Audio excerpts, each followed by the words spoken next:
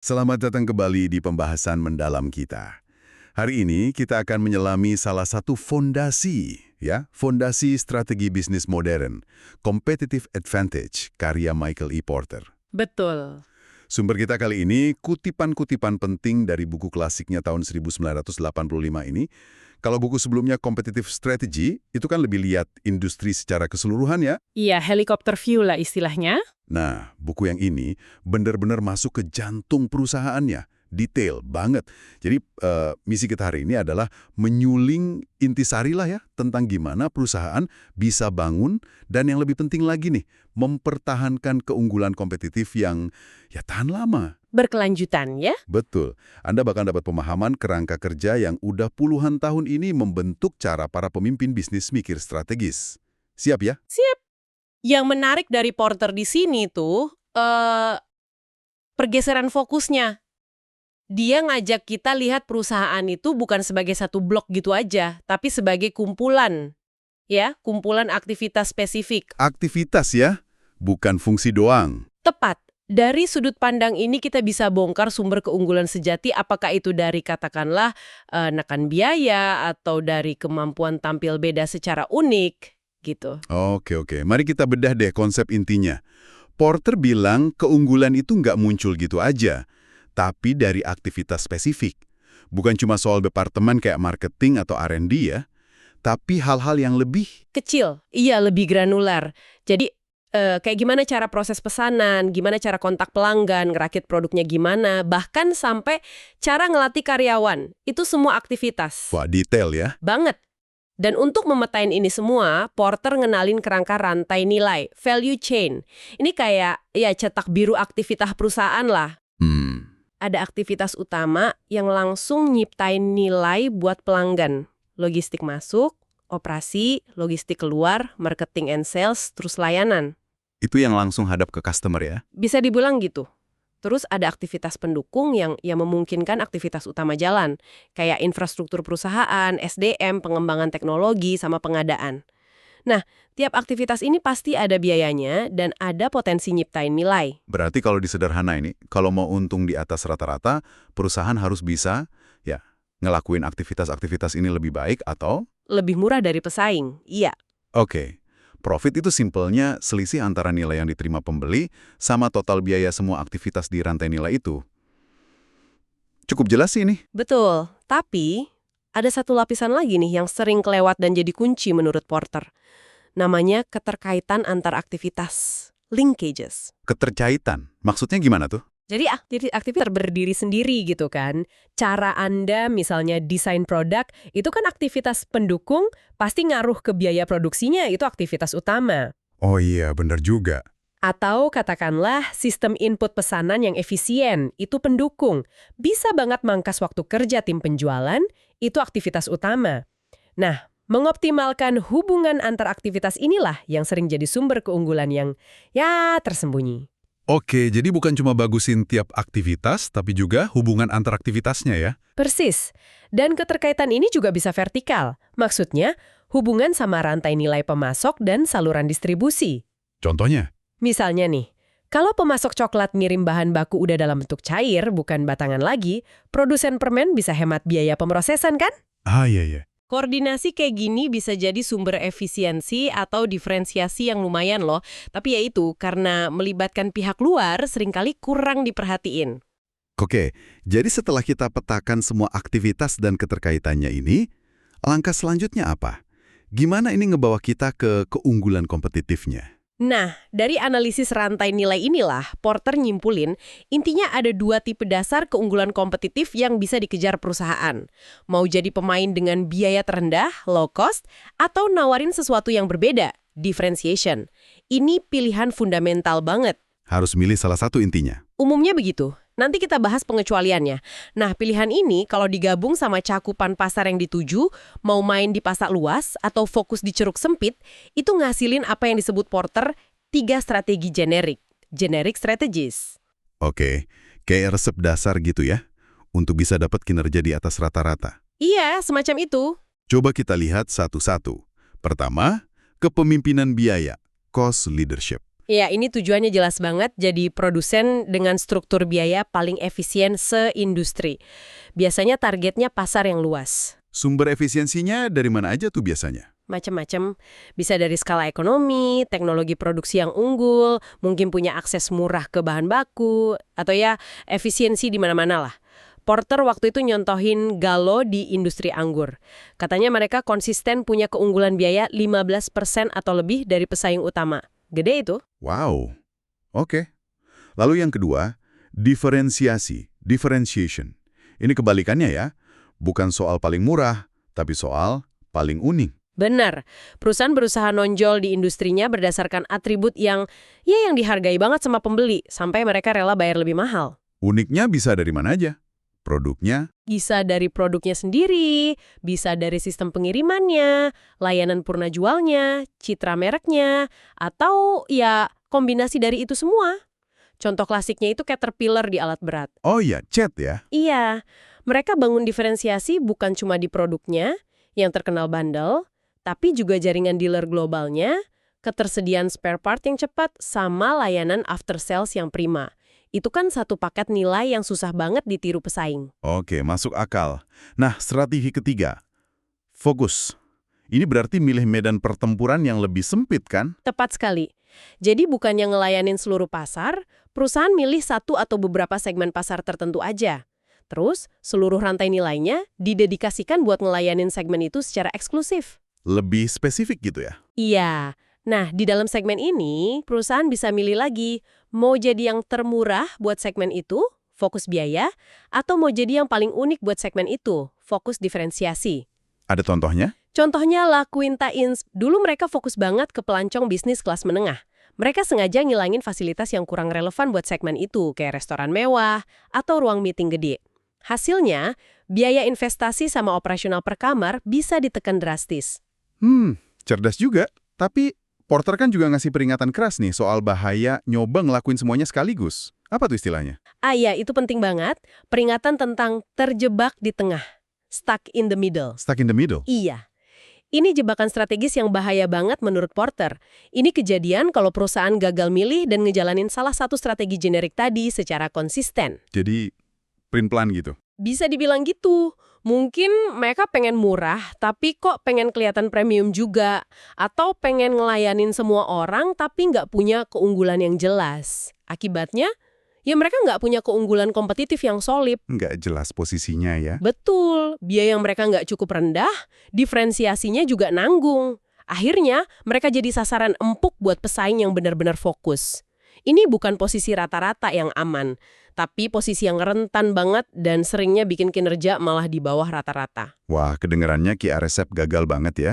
Jadi, intinya kudu milih satu jalur nih.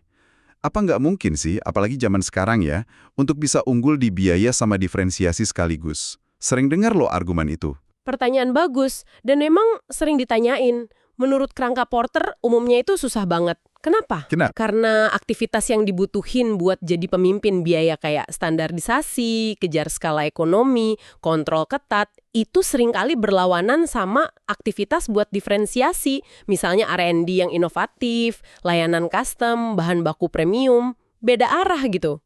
Jadi rantai nilainya beda ya? Benar, rantai nilai yang dioptimalkan buat satu hal, biasanya ya nggak optimal buat hal lain.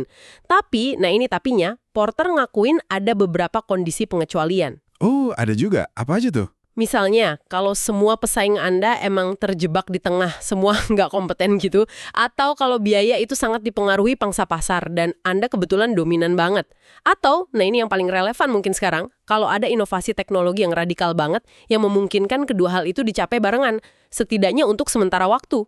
Contohnya ada nggak? Contoh di buku itu Kronkorks and Seal, mereka katanya berhasil tuh biaya rendah sekaligus diferensiasi di segmen kalengnya. Kenapa? Sebagian karena pesaingnya pada lambat ngadopsi teknologi baru. Tapi intinya, ini cenderung pengecualian, bukan aturan utama. Memilih itu tetap krusial banget. Oke, paham. Itu tadi kan strategi buat satu unit bisnis ya. Tapi kan banyak perusahaan gede punya banyak bisnis.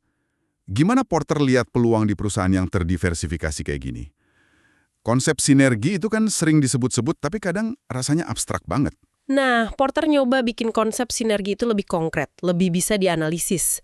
Caranya lewat keterkaitan, interrelationships, antar unit bisnis. Dia bedain jadi 3 tipe utama. Oke, apa aja tuh? Pertama, keterkaitan berwujud, tangible interrelationships. Ini yang paling gampang dilihat. Unit bisnisnya sharing activities fisik dalam rantai nilai. Sharing gimana maksudnya? Misalnya pakai tim penjualan yang sama buat beberapa produk. Atau berbagi pusat distribusi, fasilitas produksi bareng, atau bahkan platform teknologi yang sama. Contoh klasiknya Procter & Gamble. Mereka bisa sharing activity R&D, pengadaan, sampai distribusi antara bisnis popok sama tisu mereka. Oh, P&G ya? Itu bisa nurunin biaya dong. Bisa nurunin biaya, bisa juga ningkatin diferensiasi. Tergantung gimana sharingnya. Terus yang kedua, keterkaitan tak berwujud, intangible interrelationships. Ini lebih halus nih, tentang sharing know-how atau keahlian antar unit bisnis. Mungkin unit bisnisnya nggak sharing aset fisik, tapi punya kesamaan generik. Kesamaan generik. Misalnya, sama-sama ngejar strategi diferensiasi, atau ngelayanin tipe pelanggan yang mirip, atau punya logika bisnis yang serupa lah. Keahlian ngelola merek premium misalnya, itu bisa ditransfer antar unit bisnis. Ini lebih susah diukur, tapi bisa berharga banget. Transfer ilmu gitu ya? Kurang lebih. Ketiga, keterkaitan pesaing, competitor interrelationships. Ini terjadi kalau perusahaan Anda saingannya sama nih, lawan pemain yang sama di beberapa pasar atau industri yang beda. Istilah kerennya multi-point competition. Jadi ketemu lawan yang sama di mana-mana? Iya, ini ngebuka ruang manuver strategis yang menarik.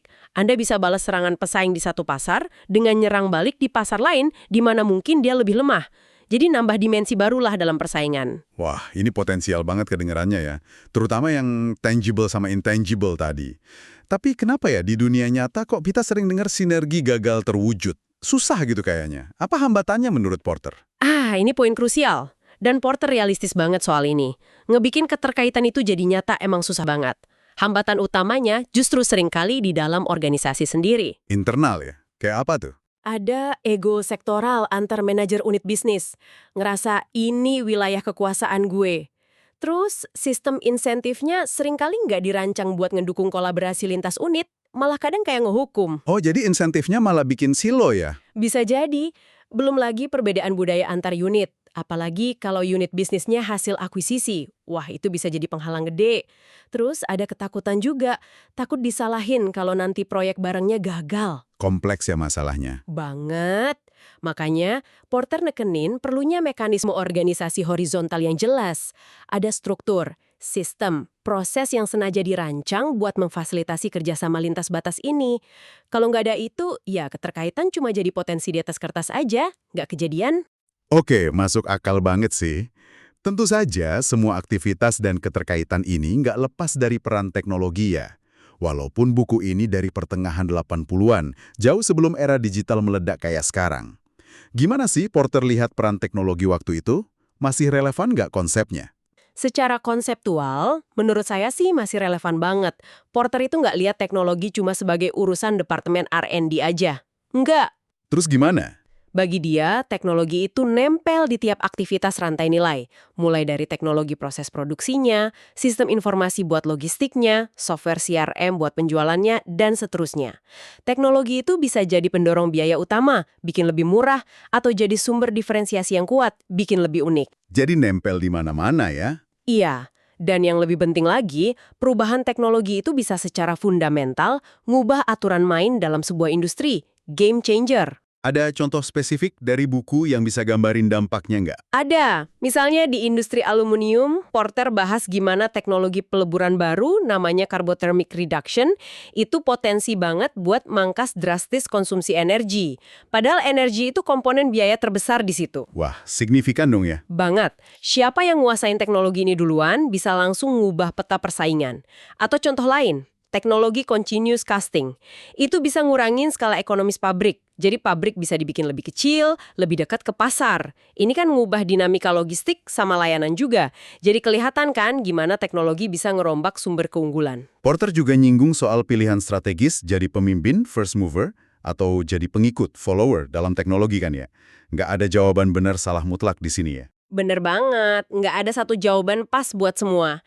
Jadi yang pertama, jadi first mover itu bisa ngasih keuntungan gede, reputasi inovator, dapat keuntungan kurva belajar lebih dulu, kesempatan buat mengunci sumber daya atau saluran distribusi penting. Tapi risikonya juga gede. Pasti, risikonya tinggi, biaya R&D-nya mahal, dan bisa jadi salah langkah kan, teknologinya belum tentu diterima pasar. Nah, kalau jadi pengikut, follower, Anda bisa belajar dari kesalahan si pionir. Mungkin masuk pasarnya dengan teknologi yang udah lebih teruji, atau lebih pas sama kebutuhan pasar yang sebenarnya. Pilihan ini keputusan strategis penting banget, tergantung industrinya gimana, seberapa cepat teknologinya berubah, dan kemampuan perusahaan sendiri juga. Oke. Nah, bagian terakhir nih yang kayaknya relevan banget buat banyak pendengar. Gimana caranya nantang pemimpin pasar yang udah kokoh banget berdiri? Udah gede, udah mapan. Ini kan tantangan klasik yang ya nakutin lah. Apa resepnya Porter? Porter jelas banget soal ini. Nantang pemimpin pasar itu bukan cuma soal kerja lebih keras atau bakar duit buat iklan lebih banyak. Itu jarang berhasil lawan pemain yang udah efisien. Terus gimana dong? Kuncinya adalah si penantang harus nemuin cara buat ngubah aturan permainan yang selama ini nguntungin si pemimpin. Strategi penantang harus bisa secara efektif ya, menetralisir keunggulan si pemimpin sambil nyiptain keunggulan baru buat dirinya sendiri. Dia identifikasi ada 3 jalur utama buat ngelakuin ini. 3 jalur ya? Apa aja tuh? Ngubah cara fundamental, cara aktivitas dilakuin, atau bahkan desain ulang seluruh rantai nilainya. Contohnya kayak gimana? Contoh klasiknya itu maskapai no frills kayak People Express di masanya, atau Federal Express dengan sistem logistik hub and spoke mereka yang revolusioner waktu itu. Mereka nggak cuma ngelakuin hal yang sama tapi lebih murah, tapi mereka nyiptain model bisnis dan rantai nilai yang beda secara fundamental dari pemain lama. Ini seringkali cara yang paling disruptif. Bikin cara baru ya? Betul. Kedua, redefinition, ini tentang ngubah cakupan persaingannya. Cakupan? Maksudnya? Si penantang bisa milih buat fokus di segmen pasar yang diabaikan atau kurang dilayanin sama si pemimpin. Contohnya produsen mesin fotokopi Jepang kayak Canon, Ricoh. Dulu kan mereka nyerang Xerox dengan fokus di mesin kecil sama menengah. Segmen yang awalnya dianggap remeh sama Xerox. Ah, iya. Redefinisi juga bisa berarti ngubah tingkat integrasi vertikalnya, atau mengubah cakupan geografisnya, atau manfaatin keterkaitan antar industri, strategi horizontal, yang nggak dimiliki atau nggak dimanfaatin sama si pemimpin. Intinya, main di arena yang beda atau dengan aturan cakupan yang beda. Oke, rekonfigurasi, redefinisi, yang ketiga apa? Ketiga, ini jalur yang paling berisiko, pengeluaran murni, pure spending. Ini ya pada dasarnya nyoba beli posisi pasar pakai kekuatan finansial.